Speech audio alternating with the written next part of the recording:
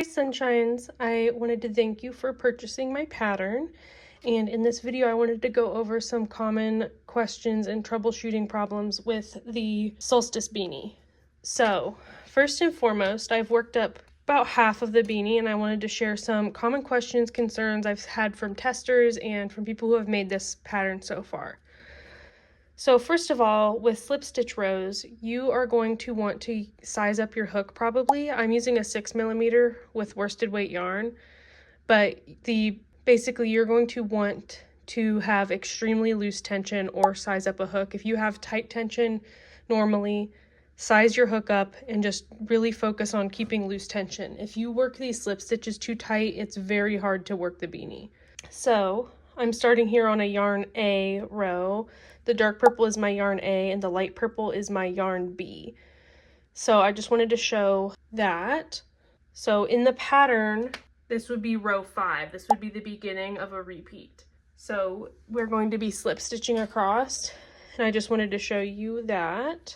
Again, really loose tension. Something that helps with that is if you have a surface to lay your work on, because if you're holding your work up, it kind of pulls the tension tighter. So just hold it on something. Just hold it on a surface of some sort. Hold your yarn very loose and just work these slip stitches down the row very loosely. And a good rule of thumb or a good reminder for these slip stitch rows is your slip stitch rows are always just going to be worked into the row previous. So you're not working into multiple rows with the slip stitch rows. So I'm going to go ahead and slip stitch all the way down, and then I will show you when we're working row 6, so working back into the slip stitches. So I just finished row 5, or the first row of the repeat, and now I'm about to start row 6, or the second row of the repeat. So we're going to be working back down the row in yarn A, and this is where I wanted to show you the contrast here is pretty good to see this, but you are going to just slip stitch back down the row of slip stitches you just made. And as you can see, your row of slip stitches from before is going to be laying slightly behind your work. And it's really easy to see here with this contrasting yarn. So you are going to work in there. So it's going to be slightly behind your work. And you're just going to slip stitch right. You're just going to slip stitch right back down the row of slip stitches you just made. And this is where, again, tension is really important. If you slip stitch this row too tight, it's going to be very hard to work into. And you're going to want to keep loose tension again. So I'm just going to slip stitch all the way back down. Just nice loose tension. And again, if you're looking for those stitches, they are going to be slightly behind your row. So there's the front and the back. So you're just working into the slip stitches from the row previous. You're not working into any other stitches besides those for this row. I wanted to show you where you're going to work your half double crochet rows because they are worked into the 2 previous rows. So here I'm about to start what would be row 10 in the pattern, or the last row of the repeat. So this is the rows that we're working half double crochets with yarn B. So I'm going to start it really quick and then I'll show you. So I started the first couple stitches, but you are going to work your half double crochet into the back loop of the row 2 rows ago, of the stitch from 2 rows ago.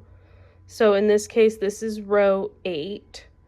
So you're going to work into the back loop of that row, the front loop of the previous row. So the front loop of row 9. So working into the back loop of row 8 and the front loop of row 9. Or in other words, the back loop from 2 rows ago and the front loop from the previous row. You just work a half double, and this is what it should be looking like. You have this little ridge here of the darker purple of yarn A, and then the back looks like this. Back loop of row 8, front loop of row 9. So it should look like this.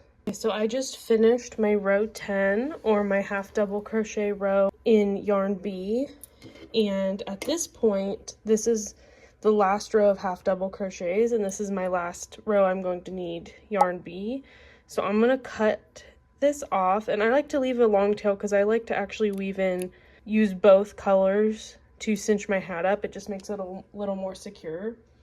So I'm gonna cut off a long tail of that because we are all done with this lighter purple, or my yarn B.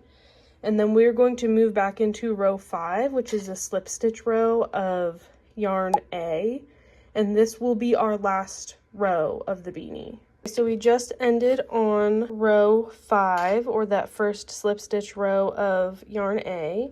And all we're gonna do now is seam our beanie together. So you're gonna start off by chaining 1, and then you're going to fold it so that it's inside out. So these thicker stripes should be facing you.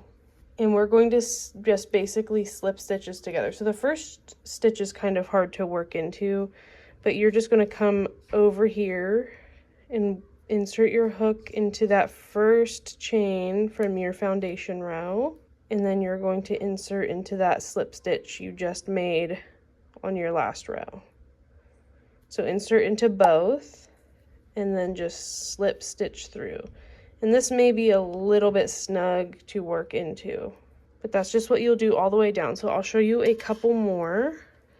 So as you can see, because we worked into the back loop only on that first foundation chain, you can pretty easily see which stitch you need to work into when slip stitching.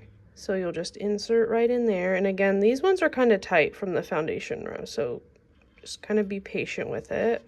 And then insert into your last row, and then just pull through all 3 loops. So you're going to slip stitch through here and through here, like that. And then your last row, you're going to slip stitch those 2 together, and they should both be in yarn A. So that's a good rule of thumb. So I will just show you a couple more. Start there and here, yarn over, and pull through all 3. And just be patient with this because that foundation row again is usually pretty tight. Okay, so I just finished slip stitching the hat together, and we are at the other end of our beanie. This is going to be the top of the beanie. So where you see where your color changes were, that's going to be the top of the beanie. Other side is the bottom. Is simply weave back and forth. So once you're done slip stitching, you're just going to chain 1 and pull up a really long loop, because we're going to use that yarn to sew the top of our hat together. So once you pull up a really long loop, you can go ahead and cut off your yarn, and we are ready to seam our hat together. So in order to do that, I like to take both yarns together. So I have yarn A and B. I just feel like it makes it a little more secure. And once you get your yarn on your needle, all you're going to do is simply weave back and forth through these top loops. I like to use here where my color changes are. I like to go through that. And then I like to come back through over here. And you're just going to go back and forth around your hat doing that. I'm going to stick as close to the top of the hat as possible. It just makes it look nicer when you're cinching it up. Okay, once you get back around to the other side, you can go ahead and pull nice and tight. And the top of this will look a little funny. That's okay. This is going to be the inside of the hat. And all I do then is I continue to weave around until the top hole is completely closed. So as you can see, after the first round, there's still a little bit of a hole here. Just go ahead and keep weaving around until that hole closes.